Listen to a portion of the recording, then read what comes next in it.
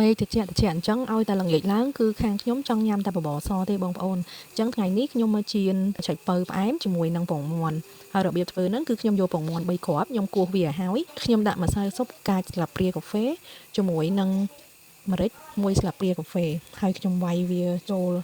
ឲ្យសព្វគ្នាទៅទុកវាមួយដុំបន្ទាប់មកសម្រាប់ឆៃប៉ូវផ្អែមខ្ញុំយកទៅលាងទឹកត្រាំវាឲ្យអស់ជាតិមួយសន្ទុះហើយខ្ញុំច្រាមវាជាចំណិតជាដុំទូចបន្ទាប់មកខ្ញុំយកវាទៅដាក់លីងជាមួយនឹងខ្ទឹមសដើម្បីឲ្យវាឈ្ងុយលីងវាមួយសន្ទុះសិនទៅចាំយើងយកវាទៅដាក់ចូលទៅក្នុងចានពងមាន់ដែលខ្ញុំលាយគ្រឿងមកញ៉ូបន្ទាប់មកខ្ញុំយកវាទៅដាក់ចៀនខ្ញុំចៀនជា2ប្រទេសបងប្អូនដោយសារបើសិនជាចៀនមួយប្រទេសវារៀងក្រាស់ពេកខ្លាចអត់ឆ្អិនដល់ក្នុងអញ្ចឹងខ្ញុំក៏បែកវាជា2ប្រទេសហើយត្រឡប់ចុះត្រឡប់ឡើងមើលតែក្រៀមទាំងសងខាងហើយគឺឆ្អិនហើយ